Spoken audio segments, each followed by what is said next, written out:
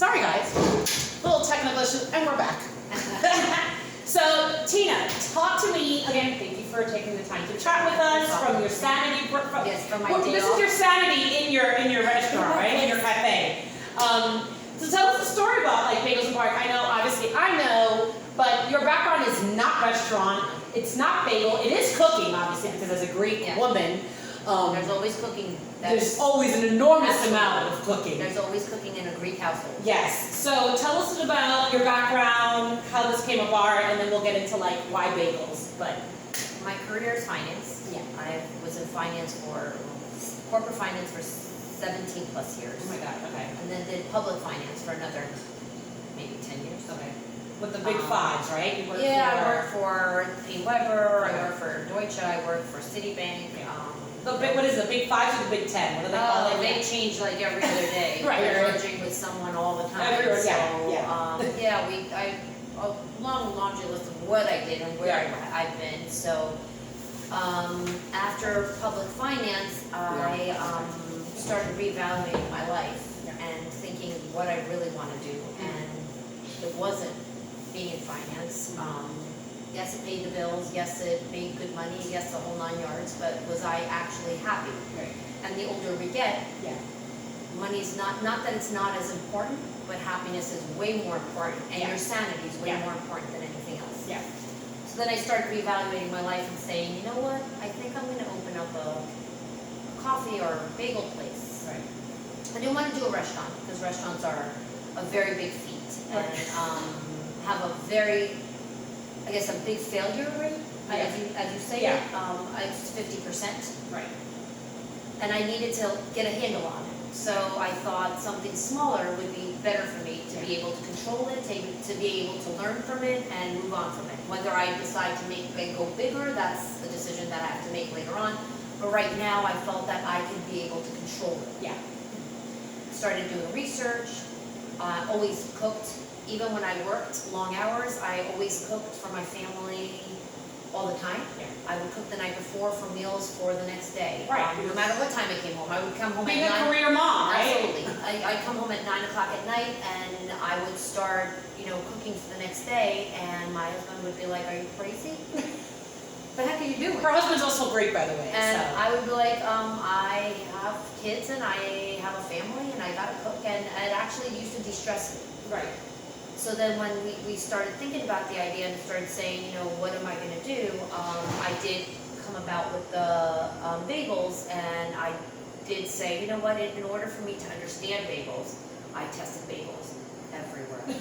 All of New York, all of Hoboken. You went on an R&D mission. Everywhere. Right. And I looked at bagels and I started looking into the history of bagels and finding out that these supersized bagels weren't really good bagels. Yeah.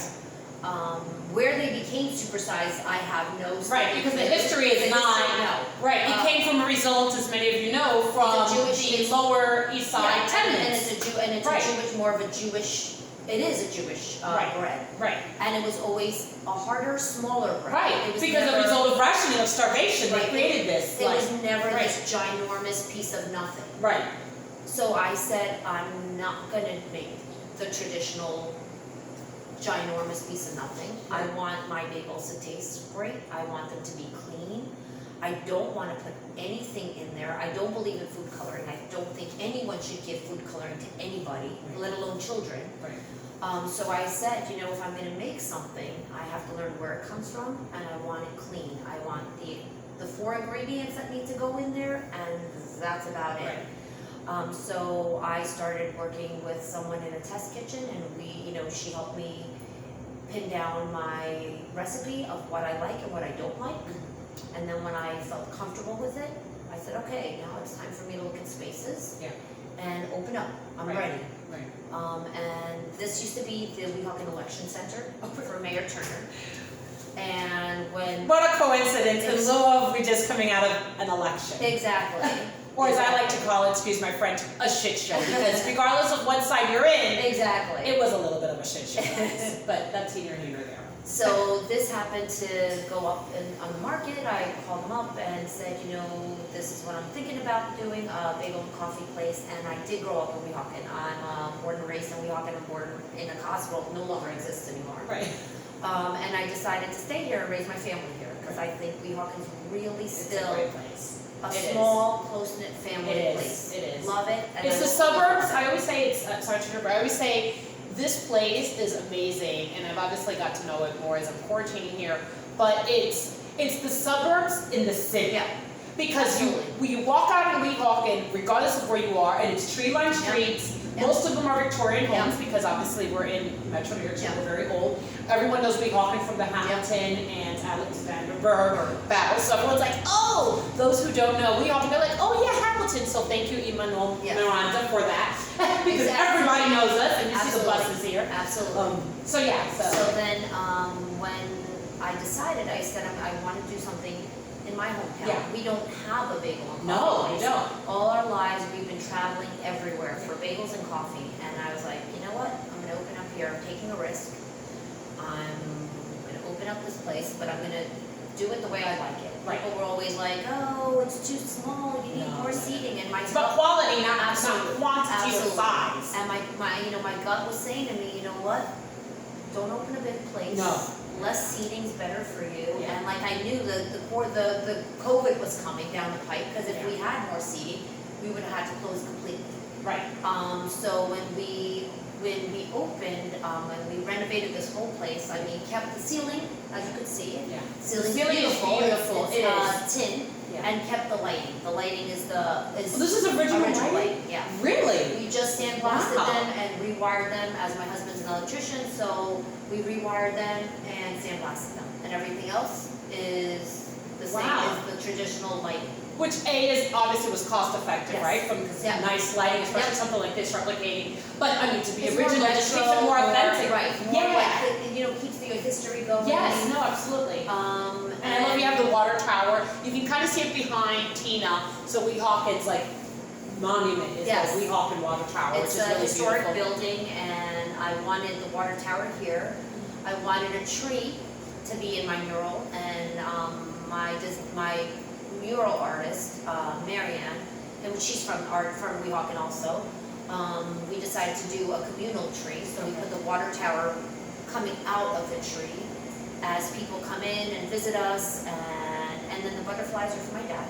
My dad passed away 5 years ago, so that's a piece of him in here, kind of saying. And butterflies are always known for symbolic spiritual growth, and prosperity, and purity. So then when we brought our bagels here, we make everything on the premise. We cook everything here every day. We roll our bagels here. They're hand-rolled bagels. So. And if you come in the morning, like at 8 o'clock, between 8 and 9, you could like literally smell, or Tina's bringing out like, oh, we just ran out of the plain bagels, or any of the egg bagels. So you gotta wait and you see them come out, and it's just like they don't need to be toasted. Right. I mean, everyone's entitled to their preference, but in my house, we don't toast. There's no need to toast these bagels. That's a personal preference. Everyone, they like them toasted. Yeah. I mean, I will mention to them that they just came out of the oven, and some people still like that crunch and taste to it, and that's a personal preference. Right. But we don't bake a lot at a time. We bake throughout the entire day until we close. COVID played with our hours. We used to open at 6:30, Monday through Sunday.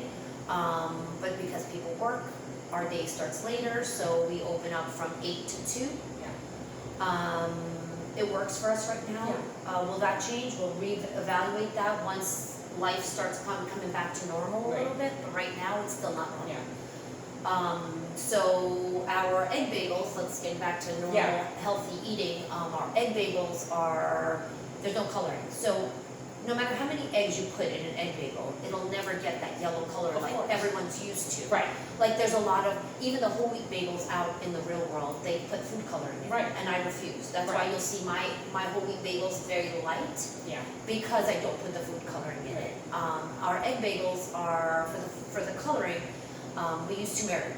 Which, as many as you may or may not know, and we'll again put a link on the benefits of turmeric. at the bottom of this video is very good for you. It's one of the things that holistic and even modern medicine has highlighted now in lieu of COVID. So it's good for your immunity. Yes, absolutely. Everything in here is organic. Asian countries use it a lot. I mean, especially in India, it's the staple of even so China, India. It's very, very. In West Indian culture, it's big. It's used. It's very, very highly used. Yes. We don't use our flowers organic. We try to do everything locally. Our coffee's from it's New Jersey, right outside of Philadelphia. The company's called Lacus, and they are a great company. Not that I chose them because they're but it's important. But as people are walking, they're saying hi because everyone knows Tina, and it's become that place of community. I think. Yeah. And I love it. To piggyback off what you're saying, I love about again. During this time, it's a very sad time, but it's also a time that has allowed us to pause and reflect.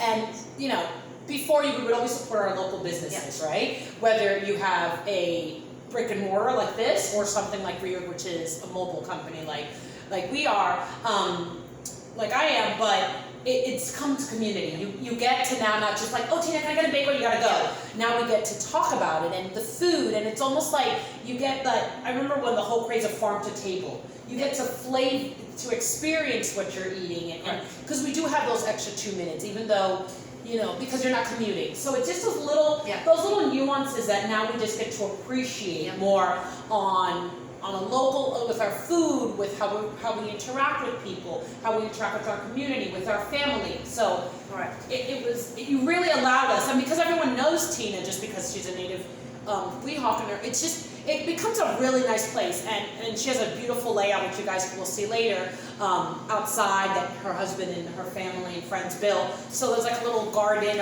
around the tree, symbolic, also piggybacking into the mural, and it really just allows to you, in a safe social distance way, to just kind of be like, hey, how are you? And it's just perfect. You want that homey feel. Yeah. I didn't want a feel of coldness. I wanted definitely more of a homey feel. I wanted you to feel comfortable here. I wanted you to come in and me know you. I wanted you to say, when someone walks through the door, I want them to feel that this is a clean place. Yeah. I'm a little bit OCD, so I'm forever clean. She really is. I can't do dirty. I mean, you shouldn't, but she's over. Yes, I'm over the top on that. Yes. It's very important to me, and with COVID, I'm a little bit more over the top with it. We get this place disinfected once a month. Right. It lasts 4 weeks, so if any germ comes and hits the surface, it's clean. Yeah. It's very important for for my customers to feel comfortable. Yes, absolutely. I don't want them coming in here thinking that for a moment that I'm in here and I'm not thinking about them. They're my priority. I do not want someone coming in here and getting sick. Absolutely. That's something I will never sleep with myself. Right. So back to my food. All my food's organic. My coffee's organic. My teas are organic. Which are fantastic, by the way. My iced teas are organic. My bagels are organic. My sugars are organic. Our pastries are organic. I believe in clean eating. I don't believe in preservatives. I don't believe in putting stuff in there. And whoever, right now, everything's homemade for the most part, except for a couple of things. And the people that I do collaborate with, they have got to be clean eating people, or I'm not collaborating with you. If it doesn't pass my test, and I look at your ingredients and I do not approve them, I will not bring it here. I have very high standards. And would you say that stems from, just because we bring our cultures into obviously our work and how we eat, but definitely when you think of Greek food, at least for me, I always thought of a clean, very natural, farm to table. Yeah. And I say that in quotes because now it's a trend, right? I think for Greek food, that's what you're used to. So when I've thought of Greece, or when I'm growing up, in Metro New York, with Greek and all types of different cultures, when you think of home cooking, especially in the Mediterranean, you think of that fresh, that, when you're eating like grape leaves, or when you're eating baklava, or when you're eating anything that you're thinking naturally made and fresh, and so it definitely has that sorry, our eyes are going because, like I said, everyone's like kind of like, ooh, what's this going on?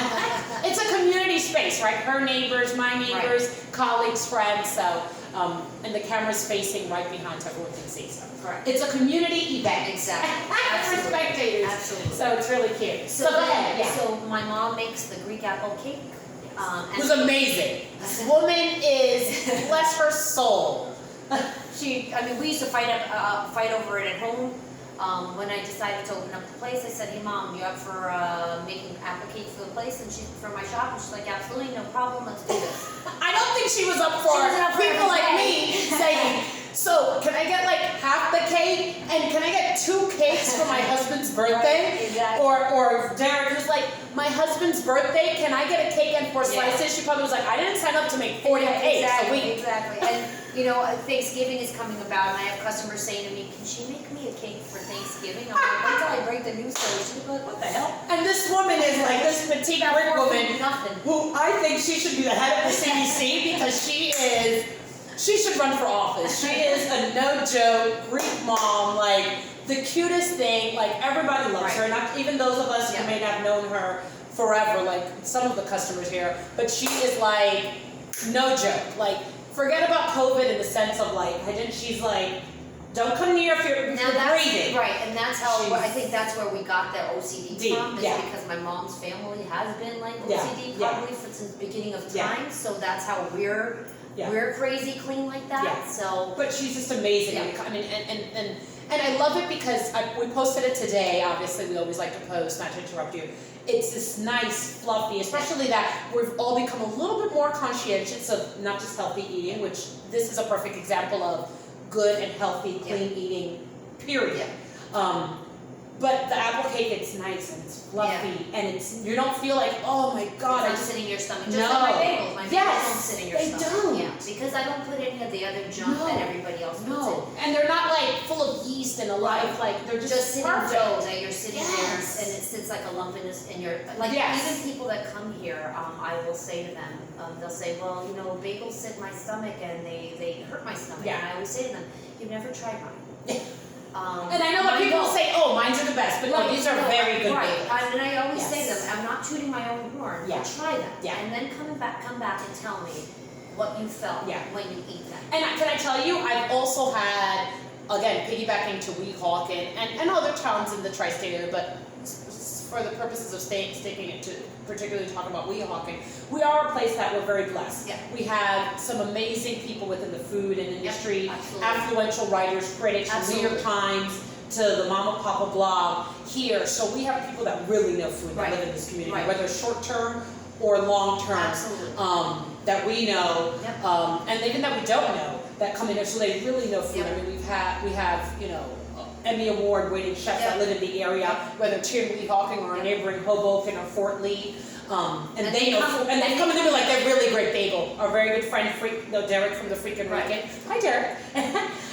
Derek will be like, he'll tell you like it is, because if anybody knows Puerto Rican food, like she knows bagels and Greek food, it's Derek. And he'll tell you it's the best. Absolutely. And for me, I have people traveling where they pass. Especially Hoboken. Hoboken has a million bagel shops. And when people from Hoboken are coming here, that says a lot. That says a lot to me. It's humbling, right? Yeah, because to me, you've passed already about 7 or 8 bagel shops. Why mine? Why did you come here? And that's what I wanted. I wanted to make sure that what I brought in, there's quality first, and then everything else second to that. So that's very, very important to me. And quality, not just taste, but more importantly, I know it's very important with you, again, to reiterate what you said earlier, on ingredients. So you have a good tasting quality item that's light, it's conscientious as far as clean eating, as I like to call it these days. But it's also something, not necessarily that it's not, carbs, people have a debate. It's good, it's healthy, but at least what you're putting in your body, it's something good, high quality. I think even carbs, when you're eating carbs, if you're eating healthy carbs. And the right carbs. If you're eating things that have ingredients that are healthy for you. And it's not this supersized ginormous. Portion control. You're not going to become you're not gonna have a problem going down the line. But if you're sitting there and you're eating a 12-ounce bagel, well, that's a lump that's sitting in your stomach that needs to get digested. Right. Well, it's not gonna digest if it's just a bunch of nothing in your stomach. Right. So you have to, kind of weigh out everything. And then, for me, it's very important. And I eat a bagel every day. And Right. is it good for you? I'm Greek. Bread's in my diet every day. Exactly. It doesn't make a difference whether I had a bagel shop or not. There was bread on my table at all times. Yeah. Never did our table go without bread. Yeah. Had to be there. It was one of the staples. That's what we eat with, and that's what we have. And piggybacking again on community earlier, one of the things also that's really great, and when we talk about, how do we organize our business, just to bring in the organizational element during these times. I love that it's a kind of grab and go. Right now we're on these high chairs, which Tina has 4, and then there's seating for 3 if they're together. 2. 3 or 4. For 3 or 4 2 outside. on one side, 2 on the And then other. we have this really cool Grand Central, I like to say the Grand Central bench. It's that old, on the right to us, which you'll take a glimpse, you'll see a little bit later in the video. Really nice bench, which definitely allows for And that's safe. recycled, but we use recycled wood on that. Oh, really? Yeah. It's a really nice bench. It totally allows for 2 people to be Yeah. 6 feet apart. Actually, they're more like 10 feet Yeah. apart. It's like 12-foot bench. So it's again, it's a clean, safe. It's a grab and go. So that was really smart. Yeah. Even though obviously people weren't like, thinking. what are you thinking about Yeah, that? yeah. But it ends up or some people have said did you think about this? Yeah. And you were like, no, I thought of COVID when I opened my business. Right, no. right. I mean, it was coming about, but it just is one of those places where, from a business model, it just works. It just works. You could sit here comfortably, obviously based on following state guidelines, but you could just grab and go and still have, she extended the communal area outside to where it's that cafe, and you could still talk and chat. We but are again- going to put some benches outside. We are waiting for approval from the city to put in heaters outside. For the heaters, right, so you can when have the people, lamps. because it's getting cold out, Yeah, yeah, and so we're put the just wall lucky heaters. right now that it is a little It's warmer beautiful. than norm. Yeah. But in the next coming weeks, Yeah. it's going to start getting cold. Yeah. So when people are, it's a small area to stand here, and Saturdays and Sundays It's is insane. really insane. Yeah. So I want my people to be safe, so we're gonna put heaters outside. I'm gonna try to put 2 heaters outside. Right. So when people are standing outside, they're Right. not freezing. Right. I mean, you're welcome to call in and put And this- order, right, which we have. We're we gonna have be that. doing Grubhub. We're kind of having a little bit of a problem with them, but Yeah.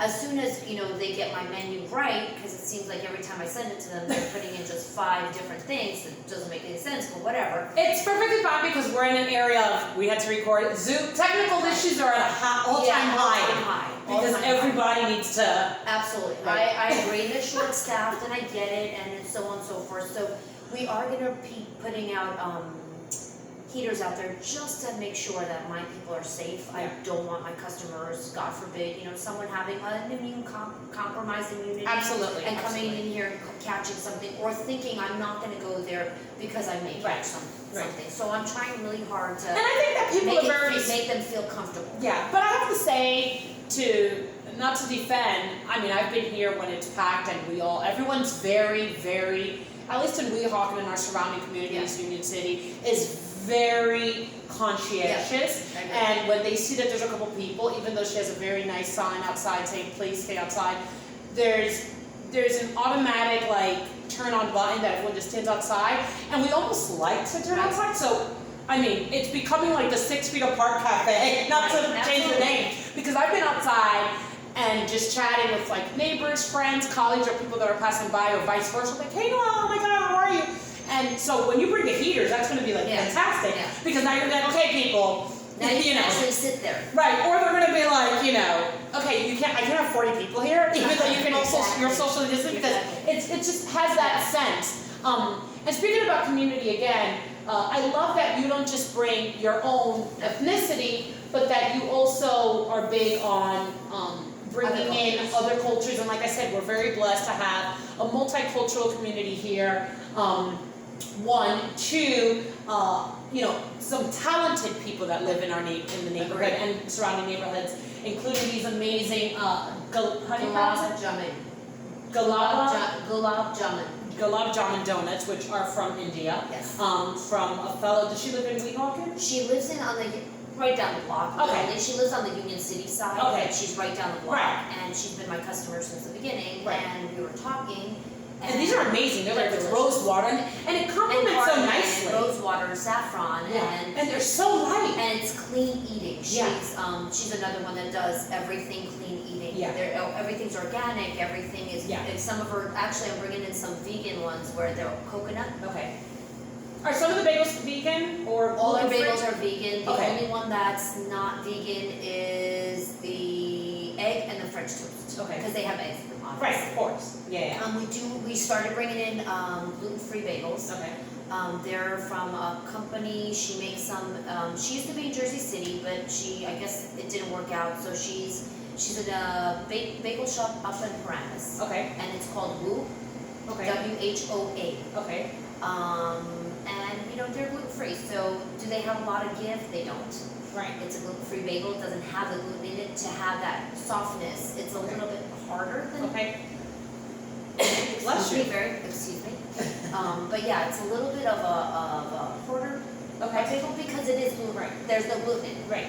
So But it complements nice to your Hale and Hearty soups. Yes. Which she had to bring some New York, right? She was like, I'm no longer in finance. Yeah. When she told me, and a lot of people were like, oh my God, like she had to bring some of her New York corporate into New York. Absolutely. Because we miss those things, Absolutely. right? We miss being able to freely go to Miami all the time to cater to our customers that we have in there. But thankfully, obviously, we have team members that are able to service those clients over there. But it's not the same. Like I'm that hands-on person and likes to be and dress. So I love that you bought those Hale and Hearty. That was my favorite soup, and I think the reason I love them is because they are such pure eating. Yes. All their ingredients are Yes. completely organic. Yes. All clean eating. Yeah. I will be making some of my soups. That's the first thing people are like, oh, you're making I will be Greek making soups. some of my soups, but right now, just to start the process, we have Hale and Hearty. We'll have chicken noodle on a staple every day. And then we'll have a different soup every other day, or every other day. So you can have, which we didn't get into, a Greek fry. We have Greek coffees too. Which is amazing. And people are like, oh, no, it's a whole other level. And we will also share a picture of when it's freshly made. It's beautiful. You want to like stare at it for 10 seconds, and then you want to drink it. Absolutely. And what I found interesting, because I had never had like a Greek frap sort of, which is a coffee, and they can make it in different ways, a cappuccino, is that for me, I don't drink my coffee with sugar, as you know, none at all. I stopped 20 years ago, and that's just a personal choice, just to like cut down. And for me now, it's like you can taste it. Yeah. So when you drink the frap, the Greek coffee, right when you're like, oh, this is so good. But I found that right when you're done drinking it, at the end it's like, oh, it's like that pop of flavor of you can taste the bean and the quality and that artisanal sort of, and I was like, ooh, that's interesting. I didn't expect that at the very end of my drinking it. For me, I'm not a coffee. Yeah, she's not. I'm a tea. But she has great coffee and good tea. I do.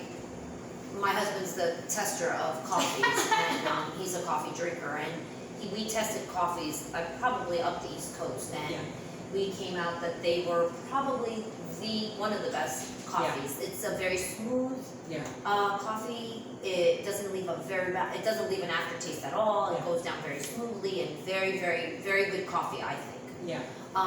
Just like our teas are very good also, but coffee is a big thing here. Yeah. Definitely a big thing here. Yeah. I didn't think it was, but yeah, definitely a big thing here. But also teas, because you have an amazing, and we'll share those with you again. Are delicious. Yeah. Like you have this, what is it, a TUMERIC ginger by Rishi, which is gluten-free, non-GMO, organic coffee brand, tea brand, and it's amazing. And it's long-lasting because like you'll give us one cup, and I've noticed that some of your staff has been like, do you want more hot water for that? If they see that you're almost done, just because it's so potent that you can do like 2 or 3 cups.